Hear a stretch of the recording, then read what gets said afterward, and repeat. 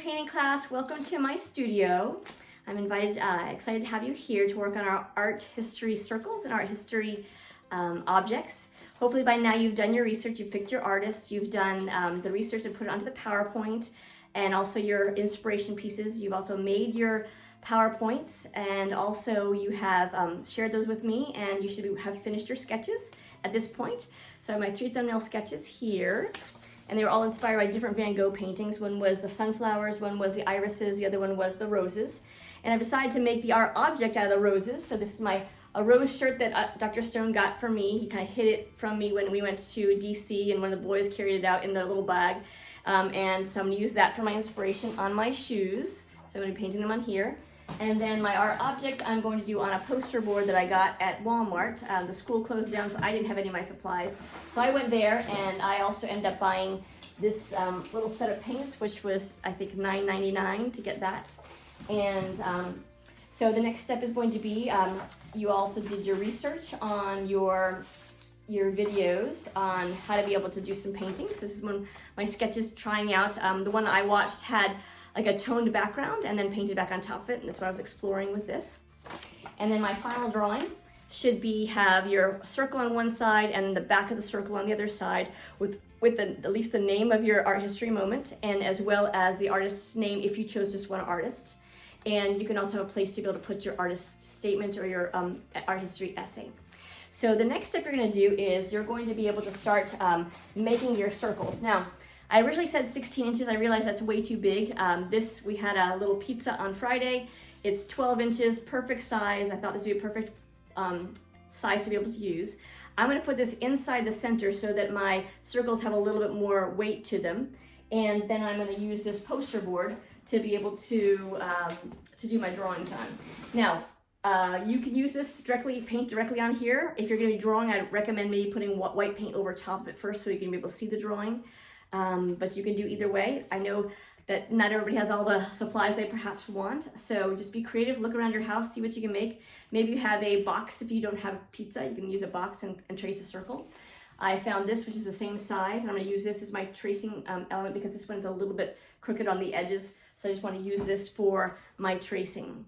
So I'm going to start that next process here. I'm going to go ahead and place it on my board, and I'm going to just line it up as best as I can. And I'm going to go ahead and just trace the circle.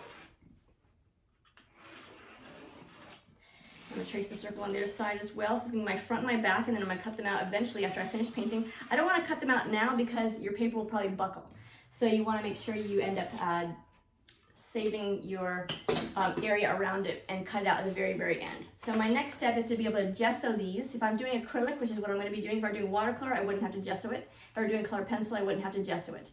But because I am doing white, I am doing acrylic, I'm actually going to put this white paint on top of it to be able to seal the surface, and it makes it easier for me to paint back on top of it. For example, when I'm doing a canvas, usually they have a white background to be able to paint on as well. So I'm going to continue to paint this whole area, and then I'll come back and give you the next step as we go forward.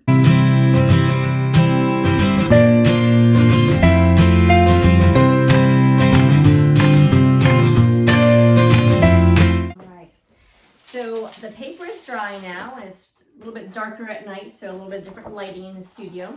While I was waiting for it to dry, I actually traced, used my tracing paper, and I traced on both sides. So I have my image on one side, the correct image, and I put it down on a piece of paper and then traced the opposite side. And there's a little bit of a video to show you how that worked out. So I'm going to be ready to transform that on there. You don't have to this step, but if you want, if your paper that's large enough, you can. It just lets you plan a little bit better. So what I'm first going to do is retrace the circles, because in the painting it with white, putting the gesso on it, I lost where the outside borders. I did a really good job, I guess, painting them. So I put it back on here. I'll go ahead and trace again around the object that I'm using, which is a bowl. It's the same thing back where the other one was. Put it on here. Hold it down steady. You don't want it to slip. Okay, and then around there. Okay, so now I have, again, my 2 gessoed surfaces here. So next step is going to be to basically take this and transfer it on to my circle. Now, if I don't want to do this process, you can just draw directly on the circle.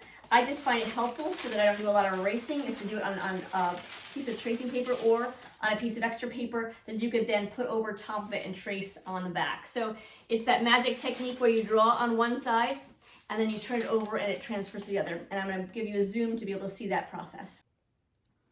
Okay, so what I've done is I've actually drawn on both sides. I used a 2B on the outside edge, just like here. And then I went back over on the opposite side once I traced it. So I drew it all on here first, flipped it over, and then I went over with a 6B, which is a soft pencil. And I went over all the lines there. So 6B on the back, 2B on the front. And now what I'm gonna do is I'm gonna line it up into the area here so that I can trace it. So line up my circle. And what I'm gonna do is tape it down. And then I'm gonna use my 2B again to be able to go over it, and it will transfer like a graphite paper because basically there's graphite underneath it. So just to kind of give you a sense of what I'm gonna do is starting with the edge over here, I'm gonna start to go around my lines and it will transfer. I'm gonna pick it up. You can see that it's actually transferring onto, the drawing's actually transferring onto the paper. And that's just one way to kind of help yourself in the drawing process so that you don't have to do a lot of erasing because you have the graphite on the back, it will transfer. Let's show you down here, it's might be a little easier to see. So I'm going over this line here, see how it's kind of transferring. And it's light, it's not exactly perfect, but I can come back in and draw that drawing there. So I'm gonna stop the camera and I'm gonna follow that process and then I'll have it transfer out of here. Again, you can also just end up just drawing directly on the paper if you wanted to, but this is just a process that I like to do because it helps me to plan better.